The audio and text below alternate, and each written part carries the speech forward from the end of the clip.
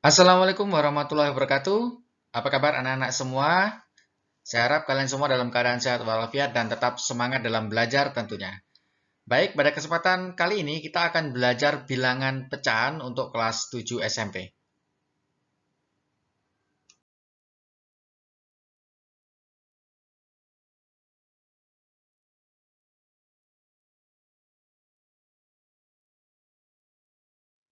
Baik anak-anak, sebelum kita belajar mengurutkan bilangan pecahan, marilah kita perhatikan ilustrasi pecahan pada gambar berikut ini.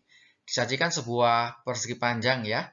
Kemudian persegi panjang tersebut dibagi menjadi 4 bagian persegi panjang kecil yang ukurannya sama. Kemudian ada satu persegi panjang kecil yang diarsir.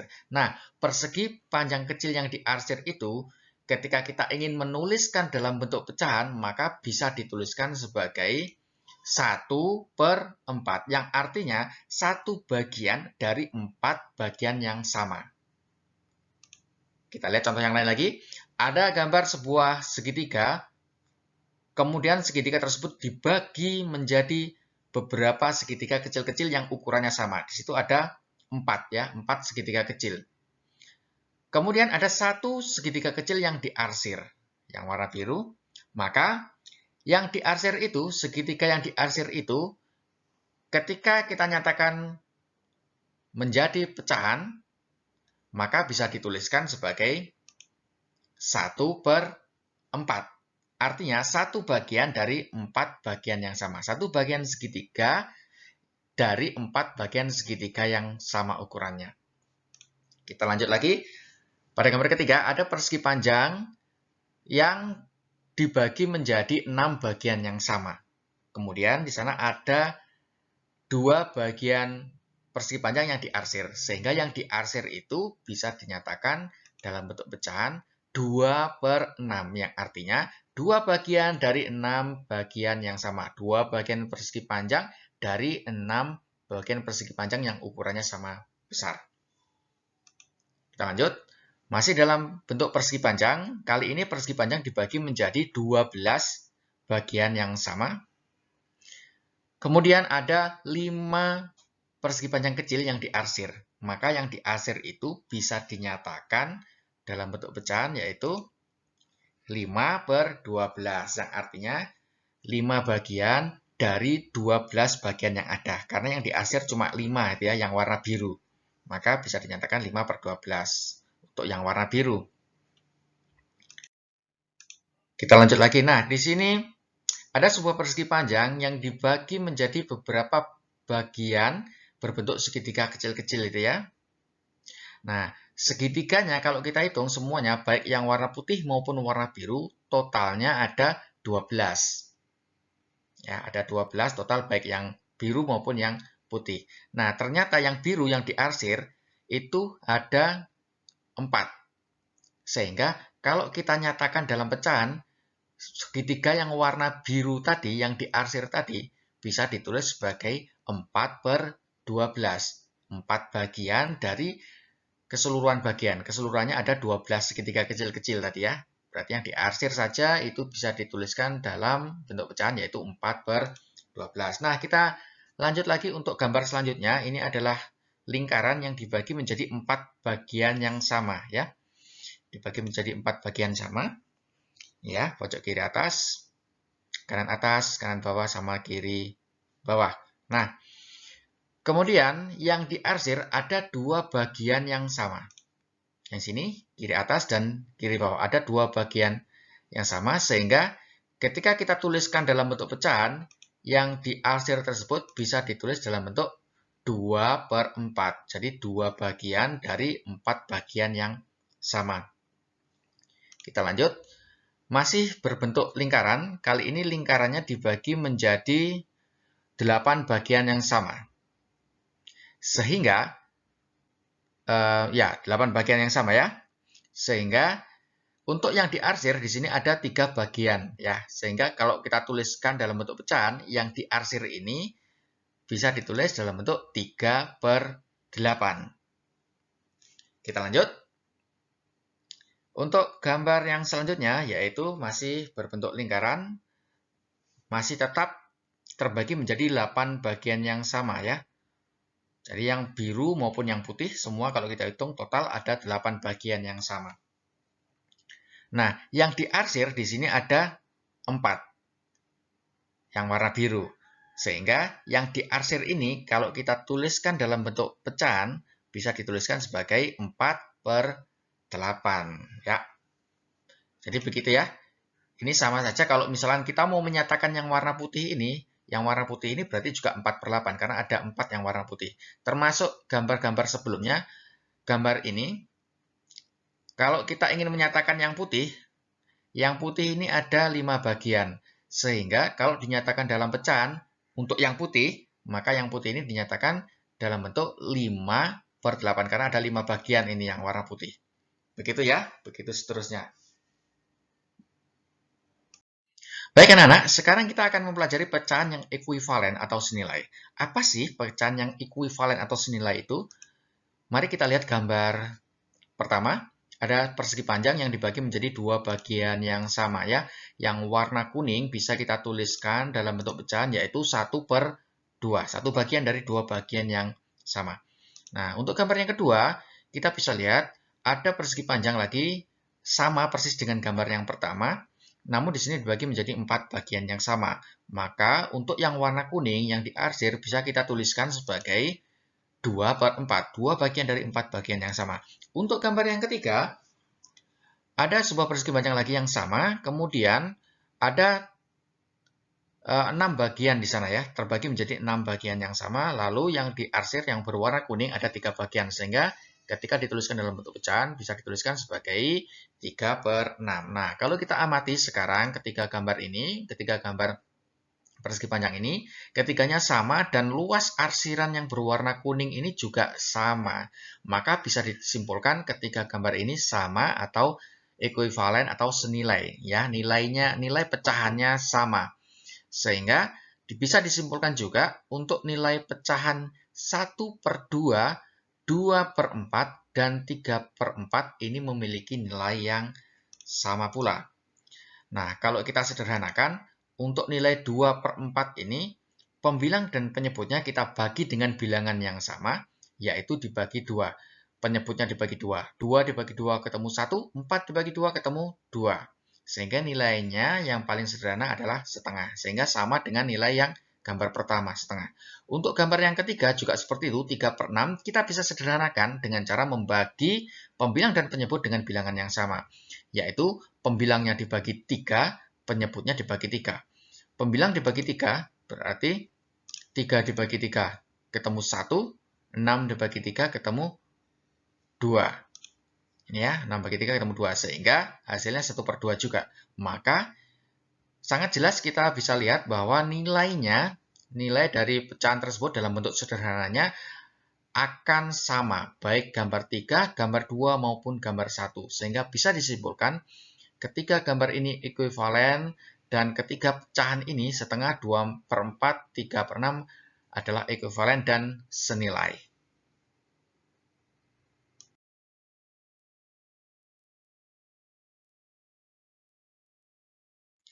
Baik anak-anak, sekarang kita lanjutkan untuk membandingkan bilangan pecahan yang penyebutnya sama.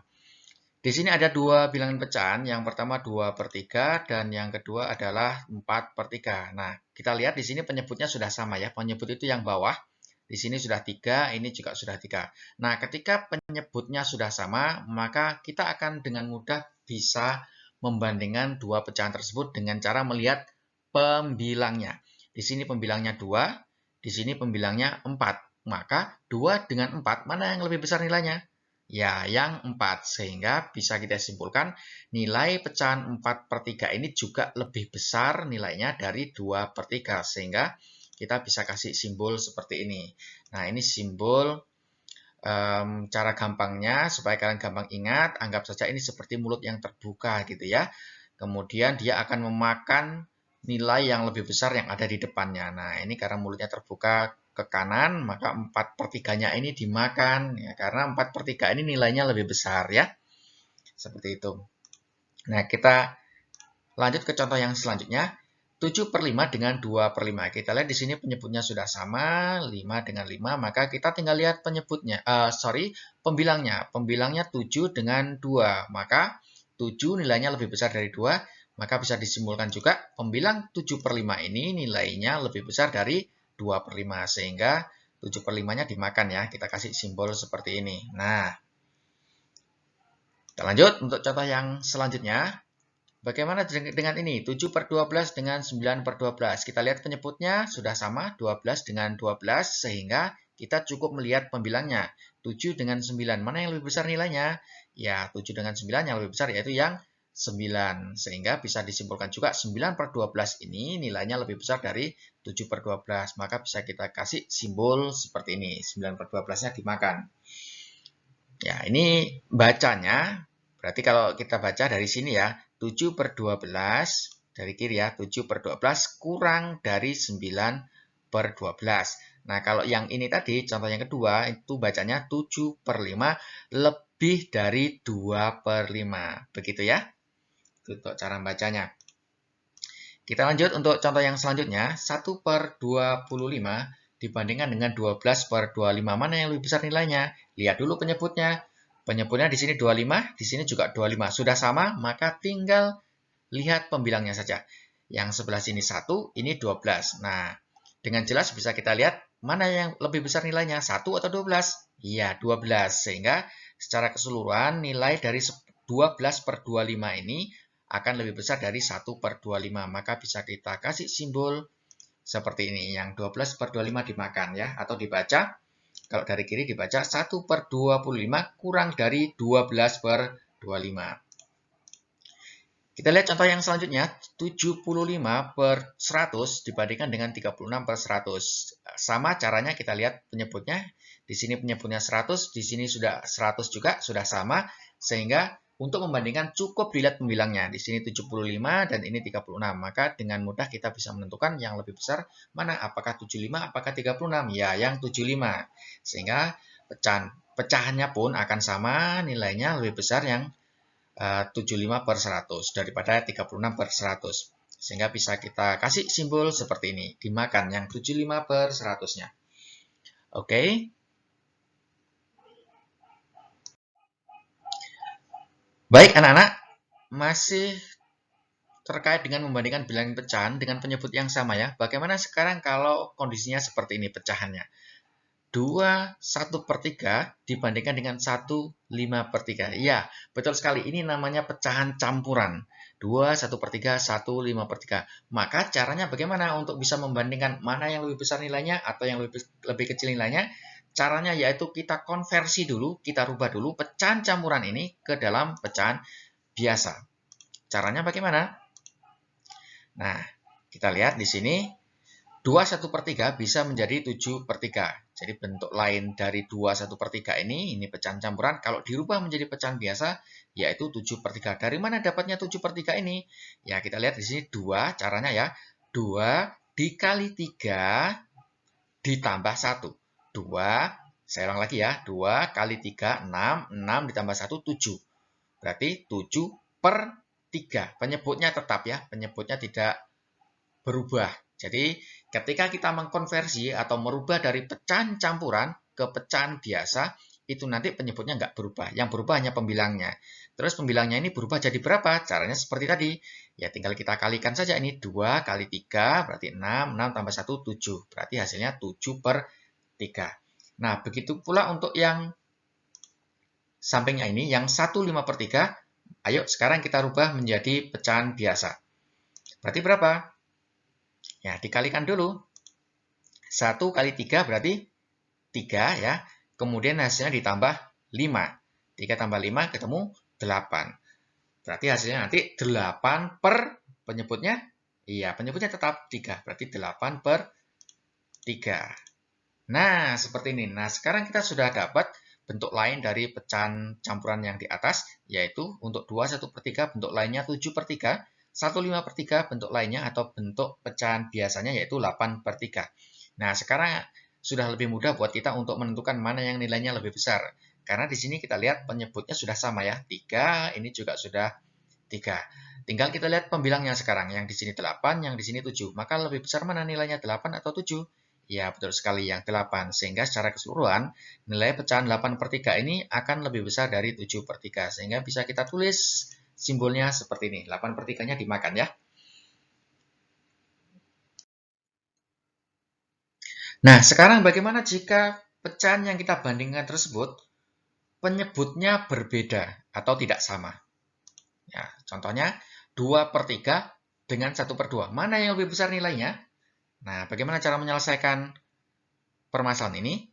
Maka caranya yaitu kita samakan dulu penyebutnya. Ya, di sini 3, ini 2. Berbeda ya penyebutnya. Kita samakan. Gimana cara menyamakannya? Kita bisa cari KPK dari penyebut-penyebut tersebut. Penyebutnya 3 sama 2. Berarti kita mencari KPK dari 3 dan 2. Berapa KPK? Kelipatan persekutuan terkecil dari 3 dan 2? Iya, betul sekali. 6 ya. Jadi kita bisa rubah dulu. Yang 2/3 ini kita rubah penyebutnya menjadi 6. Nah, 6 ini dari mana? Dari KPK 3 dan 2 ya. 6. Nah, terus pembilangnya otomatis akan berubah juga. Berubah jadi 4. Dari mana 4 ini? Kita lihat di sini. 3 itu supaya menjadi 6 itu dikalikan 2 ya. Dikalikan 2. 3 kali 2 sama dengan 6. Maka pembilangnya juga dikalikan 2. Karena yang bawah tadi dikalikan 2 supaya jadi 6. Maka yang atas juga dikalikan 2. 2 kali 2 ketemu 4. Nah, seperti itu ya. Kita lanjut. Untuk yang 1/2 ini, kita samakan juga penyebutnya. Karena tadi KPK-nya 6, maka penyebutnya juga 6. Nah, ini ya. Penyebutnya juga 6. Yang atas pembilangnya jadi 3. Dari mana 3? Ya sama kayak tadi ya. Kita lihat. Ini 2 supaya jadi 6 itu dikalikan 3. 2 kali 3 sama dengan 6. Nah, ketika penyebutnya dikalikan 3, maka yang atas pembilangnya juga dikalikan 3. Berarti 1 kali 3 ketemu 3. Sehingga ketemulah 3/6. Ya, ini bentuk lain dari 1/2. Bentuk ekuivalen dari 1/2. Yang 4/6 ini bentuk ekuivalen atau bentuk senilai dari 2/3. Nah, sekarang kita sudah menemukan bentuk lain yang ekuivalen. Dan sekarang sudah bisa kita lihat bahwa penyebutnya sudah sama ya, 4/6 dan 3/6, sama-sama 6. Nah, sekarang sudah lebih mudah untuk menentukan mana yang lebih besar nilainya, tinggal dilihat pembilangnya. Ini 4, ini 3, maka 4 yang lebih besar nilainya. Sehingga bisa kita kasih simbol seperti ini. 4/6 lebih dari 3/6. Nah, simbol ini juga bisa ditaruh di sini ya, berarti nilai dari 2/3 itu lebih besar dari 1/2. Kita lanjut. Nah, ini contoh yang kedua. 1/4 dengan 3/8. Ya, sebelum saya lanjut ke contoh yang ini, untuk contoh yang pertama tadi, untuk menyamakan penyebut, kita bisa cari KPK-nya ya, kelipatan persekutuan terkecil. Kalau kalian masih bingung mencari KPK, misalkan benar-benar nggak ngerti apa itu KPK, nanti kalian bisa buka kembali ya. Tapi misalkan dibuka masih bingung juga, ada cara lain, alternatif lain, yaitu untuk menyamakan penyebut, tinggal dikalikan saja penyebutnya. Ini penyebutnya 3, ini 2. Maka dijadikan menjadi berapa ya penyebutnya? Disamakan menjadi berapa ya? Tinggal kalikan saja. 3 kali 2 berarti 6. Sehingga disamakan menjadi 6. Begitu ya. Termasuk juga yang ini 1/4 dengan 3/8. Kalau kita pakai cara pertama, kita cari KPK dulu. 4 dan 8 KPK-nya yaitu ya 8 ya. Maka bentuk yang 1/4 bisa kita tulis bentuk ekuivalennya yaitu 2/8. Ya, dari KPK tadi 8 ini ya. Sehingga 2-nya ini diperoleh dari mana? Seperti tadi caranya. 4 dikali berapa supaya ketemu 8? Dikali 2. 4 kali 2 sama dengan 8. Sehingga pembilangnya juga dikalikan 2. 1 kali 2 sama dengan 2. Nah, kita lanjut. Untuk yang 3/8 sekarang. Nah, 3/8-nya tetap ya. Karena sudah 8 penyebutnya. Maka 8 kali berapa supaya jadi 8? Ya kali 1. 8 kali 1 sama dengan 8. Sehingga yang atas pembilangnya juga dikali 1. 3 kali 1 sama dengan 3. Maka bentuknya juga tetap. Nah, sekarang sudah lebih mudah buat kita untuk menentukan 2/8 dengan 3/2. Mana yang lebih besar nilainya? Ya, kita tinggal lihat pembilangnya yaitu 3 lebih besar dari 2. Sehingga kita bisa kasih tanda atau simbol seperti ini. 2/8 kurang dari 3/8. Gitu ya. Nah, masih persoalan yang tadi ya. Masih persoalan yang tadi 1/4 dengan 3/8. Bagaimana kalau kita pakai cara yang kedua, yaitu tinggal kita kalikan saja penyebutnya. Jadi kalau kita bingung nyari KPK, bisa juga kita memakai alternatif yang kedua ya. Cara menyamakan penyebutnya yaitu tinggal dikalikan saja penyebutnya. 8 kali 4 ketemu 32. Maka semuanya kita samakan penyebutnya, kita rubah menjadi 32.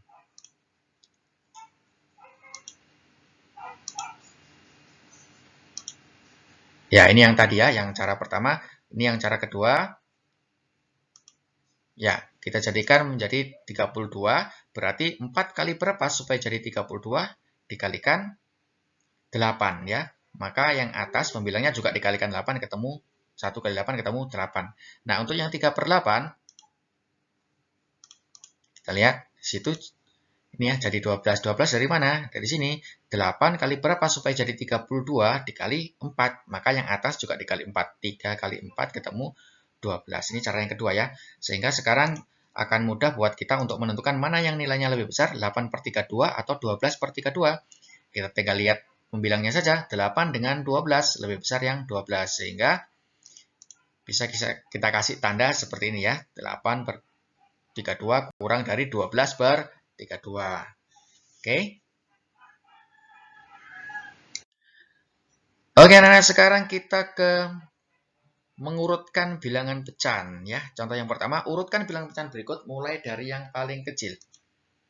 Nah, di sini ada beberapa bilangan pecahan ya, 1/4, 7/4, 2/4, 5/4, 3/4. Ini diminta untuk diurutkan. Ya, ini diminta untuk diurutkan mulai dari yang paling kecil. Jadi diurutkan dari yang paling kecil, agak besar, agak besar, agak besar begitu. Semakin ke kanan semakin besar nilainya. Nah, ini masih belum terurut ini ya, masih berantakan. Nggak tahu mana yang nilainya lebih kecil atau lebih besar. Nah, sekarang akan kita urutkan. Nah, untuk bisa mengurutkan, kita lihat dulu penyebutnya. Apakah sudah sama atau belum? Nah, kalau kita lihat sekarang ini sudah sama semua ya. 1/4, 7/4, 2/4, 5/4, 3/4. Nah, ketika penyebutnya sudah sama, maka akan dengan mudah kita bisa menentukan urutan pecahan tersebut, yaitu cukup melihat pembilangnya. Karena di sini diminta mengurutkan mulai dari yang paling kecil, berarti kita lihat dulu pembilangnya yang paling kecil yang mana. Ya, yang itu ya. Jadi urutannya nanti seperti ini. 1/4, ya ini yang paling kecil. Habis itu agak besar dikit, 2/4. Ya ini ya, 2/4. Habis itu agak besar dikit, 3/4. Atasnya lagi 5/4, lalu 7/4. Nah, kalau sudah terurut gini, kalian bisa cek apakah sudah betul atau belum urutannya.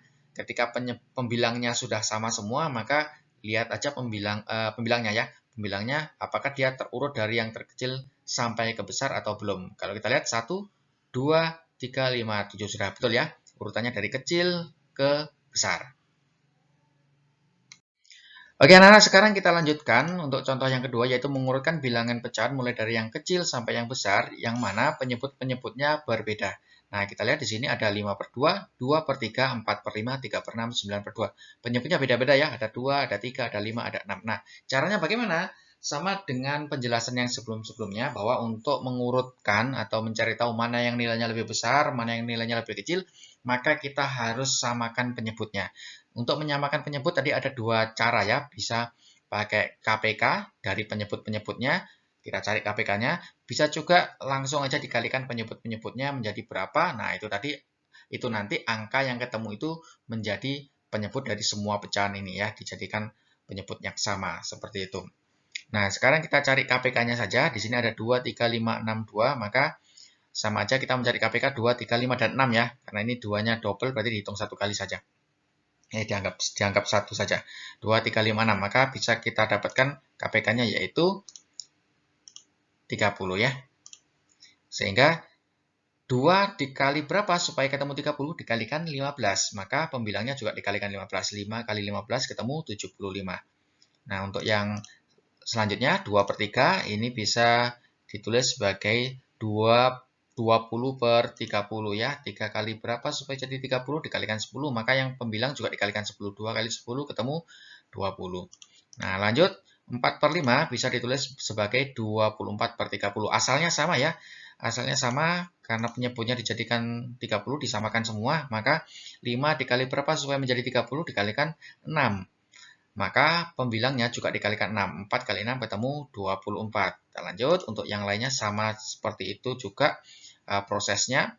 Untuk 3/6 ini menjadi 15 per 30. Ini 6 kali 5, jadi 30. Maka yang atas juga dikali 5. 3 kali 5 ketemu 15. Oke, lanjut. Untuk 9 per 2 juga sama prosesnya. Disamakan menjadi 30 penyebutnya, sehingga ini 2 kali 15 ketemu 30. Maka 9 kali 15 ketemu 135. Nah, sekarang penyebutnya sudah sama semua, 30, 30, 30 semua, dan untuk mengurutkan, kita cukup melihat membilang sekarang ya, karena penyebutnya sudah sama seperti cara-cara yang lalu atau contoh-contoh yang sudah saya jelaskan. Maka urutannya dari yang paling kecil adalah, yang pertama adalah 3/6 ya, 3/6, karena di sini 15. 15 ini di antara 75, 20, 24, dan 135, 15 adalah yang paling kecil nilainya, sehingga ditulis duluan. Karena diminta mengurutkan dari yang paling kecil dulu. Ya, 15. Habis itu nanti 20 per 30 ini ya. Maka 2/3 di sana. Nah, setelah itu, setelah 2/3 atau 20 per 30 ini, yaitu yang ini ya, 24 per 30, berarti 4/5. Nah, kita lanjut lagi setelah 4/5, maka yang selanjutnya adalah ini, 75 per 30 atau 5/2. Nah, dan yang terakhir yaitu 9/2. Ini ya, yang paling besar nilainya 9/2. Ini ekuivalen dengan 135 per 30 ya. Jadi 135 ini paling besar nilainya di antara pembilang-pembilang yang lain. Seperti itu. Jadi ini urutannya ya. Urutannya ketika kita sudah cari, tadi sudah hitung dengan cara menyamakan penyebutnya ya. Jadi seperti itu caranya. Baik anak-anak, demikianlah cara mengurutkan bilangan pecahan yang memiliki penyebut-penyebut yang sama ataupun yang memiliki penyebut-penyebut yang berbeda. Semoga penjelasan yang saya berikan bisa sedikit banyak membantu kalian dalam kegiatan belajar di rumah selama pandemi ini. Terima kasih banyak atas perhatiannya. Tetap jaga kesehatan dan wassalamualaikum warahmatullahi wabarakatuh.